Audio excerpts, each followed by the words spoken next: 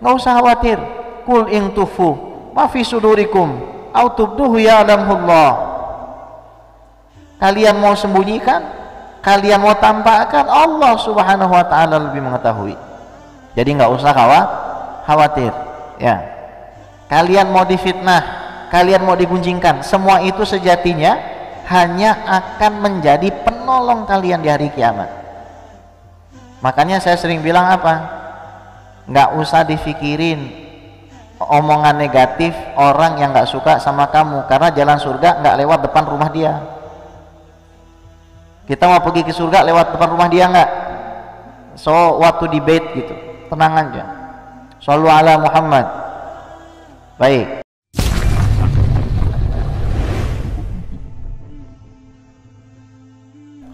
Bismillahirrahmanirrahim. Kita masuk ke dalam bab pertama, babul ikhlas wa ihdharin niyah. Bab yang membahas tentang keikhlasan dan menghadirkan niat fi jami'il a'mal wal aqwal al barizah wal khafiyah. Bab yang membahas tentang keikhlasan dan menghadirkan niat di dalam setiap perbuatan kita, setiap perkataan kita, yang tampak maupun yang tersembunyi. Allah Ta'ala, wa ma umiru illa liya'budullaha mukhlishina lahuddina hunafa wa yuqimu salata wa yu'tu zakata wa dzalika dinul qayyimah. Dan tidaklah mereka diperintahkan melainkan untuk menyembah Allah Subhanahu wa taala dalam keadaan ikhlas, bukan sekedar menyembah secara lahir tapi dalam keadaan ikhlas. Maka kita wajib mempelajari ilmu ikhlas. Sebagaimana kita wajib untuk mempelajari ilmu sholat, kita wajib mempelajari ilmu ikhlas. Berkaitan dengan ilmu ikhlas ini, yaitu hadis-hadis dan ayat-ayat yang artinya terdapat di Riyadhus Shalihin. Berarti mempelajari Riyadhus Shalihin, bab ikhlasnya itu hukumnya wajib bagi orang-orang yang tidak tahu ilmu ikhlas. Lahuddin hunafa, dalam keadaan hanif. Kita sering mendengar hanif. Hunafa itu jamak dari hanif. Maknanya hanif itu apa? Orang yang punya natural inclination. Apa itu? Kecenderungan alami kepada agama Islam. Itu namanya hanif. Dan orang yang benci kepada selain ajaran agama Islam, itu namanya hanif. Kalau dia senang melihat orang membaca Al-Quran, dia punya sifat hanif. Kalau dia senang orang bermaksiat, berarti dia tidak punya sifat hanif. Beruntunglah orang-orang yang termasuk ke dalam hunafa, mereka yang senang dengan ajaran agamanya, senang tutup aurat, senang wirid, senang zikir, senang sedekah, nggak suka pelit, nggak suka sombong. Itu orang-orang yang hunafa. Tapi tidak cukup begitu, wa yuqimus shalah, mereka juga yang mendirikan salat, wa yu'tu zakata, dan juga membayar zakat, wa dzalika dinul qayyimah, itulah agama yang benar, itulah agama yang tegak berdiri, yang diridhoi oleh Allah Subhanahu wa taala. Wa qala ta'ala, la yanalallaha luhumuha wala dima'uha walakin yanaluhu taqwa minkum.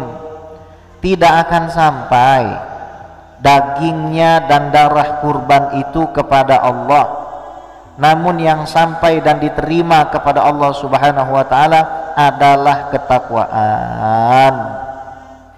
Salat nggak sampai kepada Allah takbirnya, salat nggak sampai kepada Allah gerakannya. Yang sampai kepada Allah adalah khusyuknya, ketakwaannya.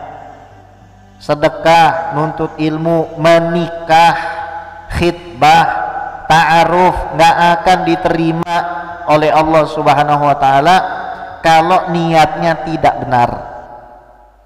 Wa qala ta'ala, qul in tukhfu ma fi sudurikum aw tubduhu ya'lamullah. Katakan wahai Rasulullah, apabila kalian semua menyembunyikan, berusaha untuk menutupi apa yang ada di dalam hati kalian, atau kalian menampakkannya, Allah Subhanahu wa taala tahu. Jadi kalian tidak usah takut dibohongi orang, karena orang-orang itu tidak bisa membohongi Allah. Mereka hanya mengambil sesuatu yang sangat hina, bahkan lebih hina dari sayap nyamuk. Sayap nyamuk, dunia ini diibaratkan sayap nyamuk. Sayap nyamuk kalau dikumpulin satu kontainer, ada yang mau beli nggak? Nggak ada. Begitulah hinanya dunia di mata Allah Subhanahu Wa Taala. Dan orang-orang yang membohongi, yang menipu, mereka tidak akan bisa menipu Allah nanti di hari kiamat. Ketika kita dalam keadaan yang pailit, amalan kita tidak bisa mendukung kita, kita akan mendapatkan bantuan. Orang-orang yang tadinya mau masuk surga itu dipanggil lagi sama Allah, kamu masih punya utang sama fulan, kamu masih punya hutang dengan Alan, kamu masih punya tagihan yang harus kamu tunaikan dengan Faltan, kamu tidak bisa masuk surga.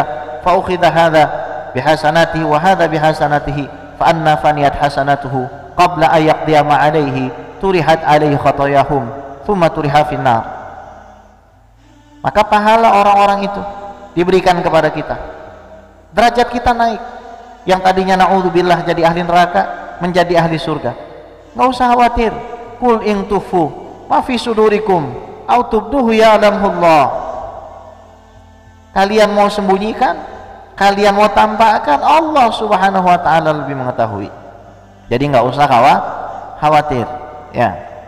Kalian mau difitnah, kalian mau digunjingkan, semua itu sejatinya hanya akan menjadi penolong kalian di hari kiamat. Makanya saya sering bilang apa? Nggak usah difikirin omongan negatif orang yang nggak suka sama kamu, karena jalan surga nggak lewat depan rumah dia. Kita mau pergi ke surga lewat depan rumah dia nggak? So waktu debate gitu, tenang aja. Shallu ala Muhammad. Baik.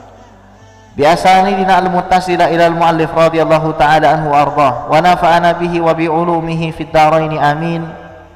Dengan sanad-sanad kami yang bersambung kepada Imam Nawawi, semoga Allah meridai beliau dan memberikan manfaat kepada kita dari beliau, kebaikan beliau, ilmu beliau di dunia dan di akhirat, amin ya rabbal alamin.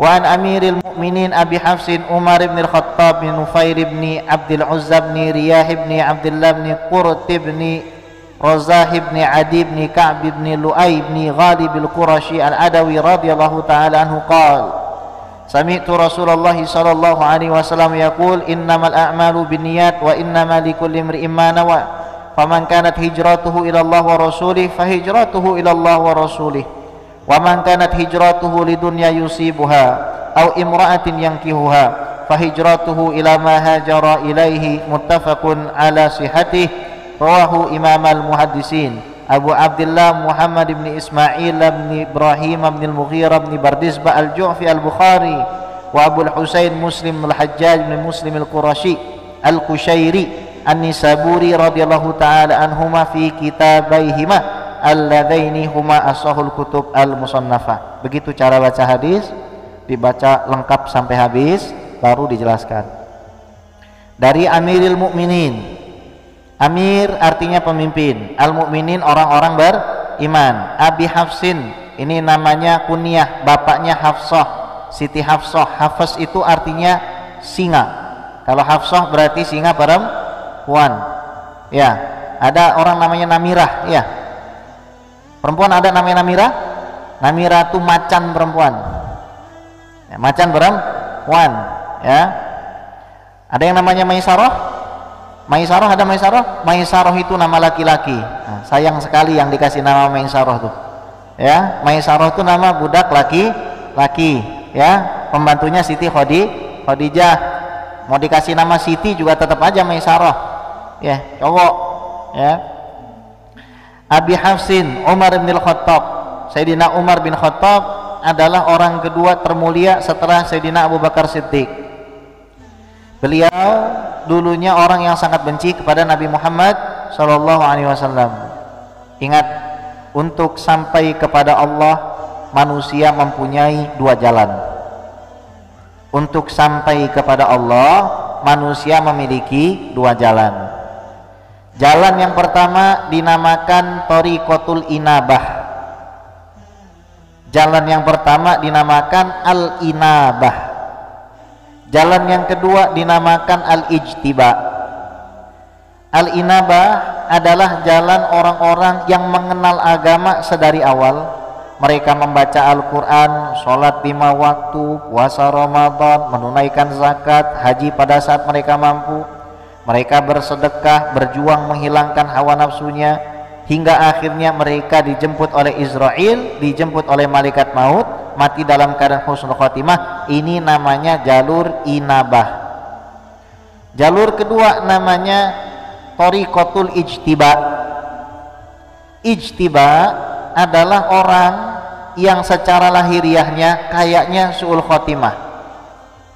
Ijtiba adalah keadaan orang yang tadinya kelihatannya matinya pasti masuk neraka.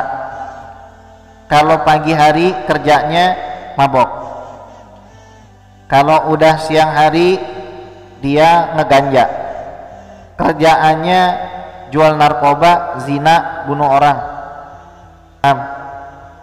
Jarang sekali yang mendapatkan ijtiba ini.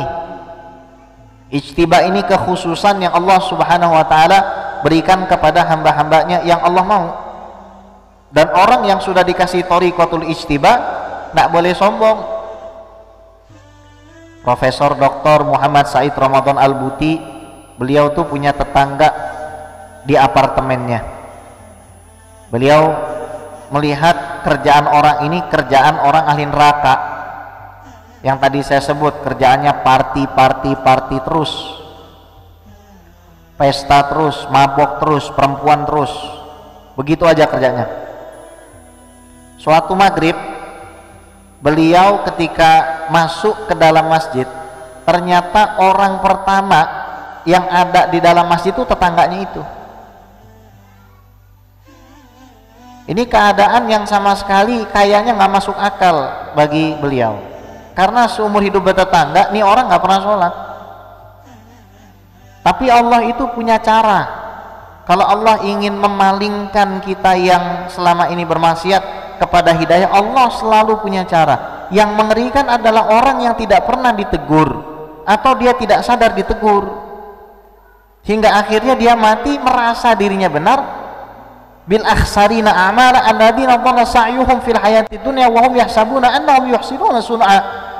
Itu orang-orang yang merasa seumur hidupnya baik, padahal dia sangat nggak baik. Ayat ini seperti ini. Maksiat itu adalah teguran Rabb. Orang bermaksiat saja itu sudah teguran yang paling keras. Gibah itu sebenarnya udah azabnya Allah buat orang tuh. Kalau kita rajin ngomongin kejelekan orang, itu teguran dari Allah. Jangan dianggap itu nothing ya. Jangan dianggap teguran tuh harus ente kehilangan motor, ente harus kehilangan uang. Enggak, ente maksiat itu ente ditegur sama Allah. Ente nggak baca Quran itu ente ditegur sama Allah. Ente nggak punya zikir, nggak baca la ilaha illallah wahdahu la syarikalah lahul mulku wa lahul hamdu yuhyi wa yumiitu wa ala kulli syai'in qadir, itu ente ditegur sama Allah. Kenapa? Kan ente nggak tahu fadilahnya. Orang yang baca la ilaha illallah wahdahu la syarikalah lahul mulku wa lahul hamdu yuhyi wa yumiitu wa ala kulli syai'in qadir 100 kali dalam sehari, itu setara membebaskan 10 budak. Setara membebaskan 10 budak. Kalau satu budak 1 M berarti setara sedekah 10 miliar. 100 kebaikan ditambahkan, 100 dosa dihapuskan. Setan nggak bisa ganggu sampai sore.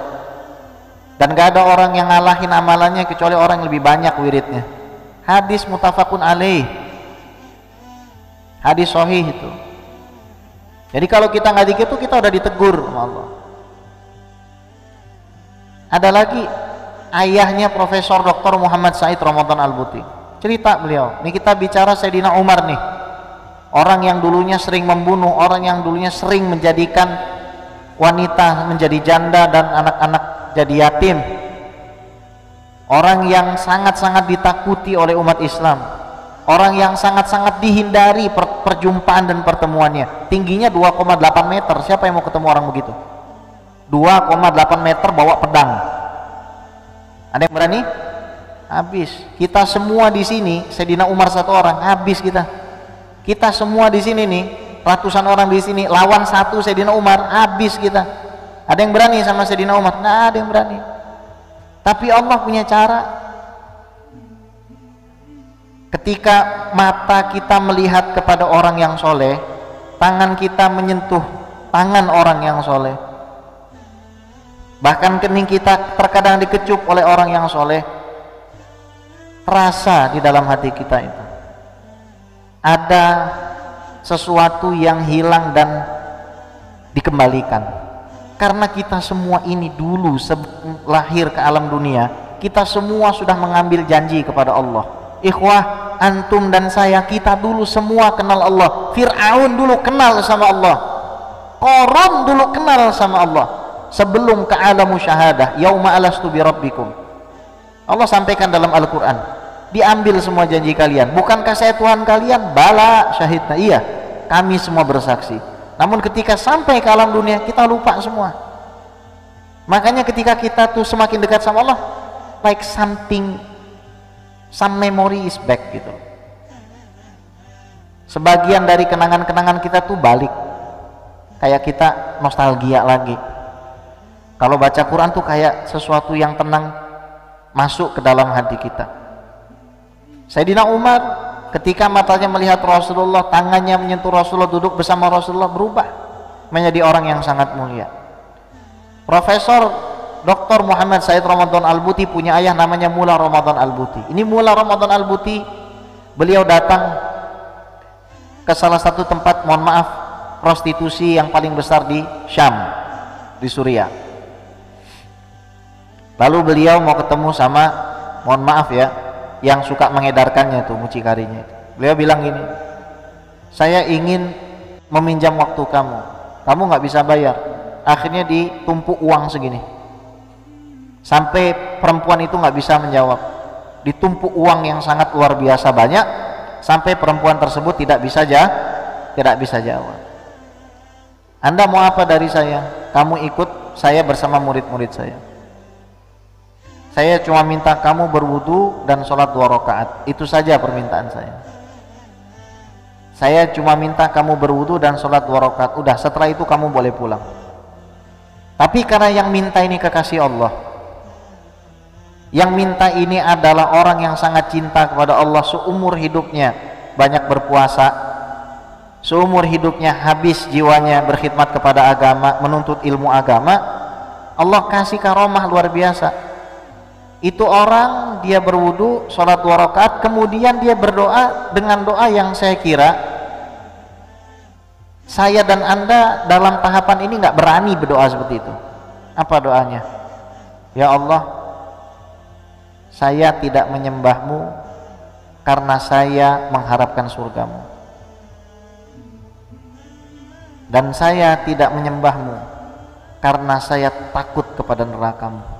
Tapi saksikanlah saya menyembahmu karena saya tahu kamu Tuhanku dan saya hambamu dan saya cinta kepadamu. Nangis, langsung tobat. Bahkan orang seperti kita yang dalam keadaan inabah, itu kan ijtiba tadi ya, nggak setiap dari kita mendapatkan kenikmatan tangisan seperti itu. Nggak setiap dari kita mendapatkan kenikmatan munajat seperti itu. Nikmatnya sangat luar biasa, sangat istimewa gitu, dan itu nggak bisa digantikan dengan sesuatu apapun. Sampai Nabi mengatakan begini, la an aqula subhanallah walhamdulillah wala ilaha illallah wallahu akbar ahabbu ilayya mimma tala'at alaihi syamsu. Seandainya aku mengucapkan, tentu saja dengan lisan dan hati, subhanallah, maha suci Allah, walhamdulillah, segala puji hanya bagi Allah, wala ilaha illallah, tiada Tuhan selain Allah, Allahu akbar, Allah maha besar, itu lebih aku cintai dari segala sesuatu yang terkena sinar matahari. Mata yang sehat terkena sinar matahari, tubuh yang sehat, akal yang sehat, itu juga termasuk terkena sinar matahari. Harta, rumah mewah, mobil mewah, semua terkena sinar matahari. Tapi bagi Sayyiduna Muhammad SAW tidak lebih berharga daripada kalimah thayyibah al-baqiyatus salihah, subhanallah walhamdulillah wala ilaha illallah wallahu akbar, subhanallah walhamdulillah. Dan kita sia-siakan pemberian itu.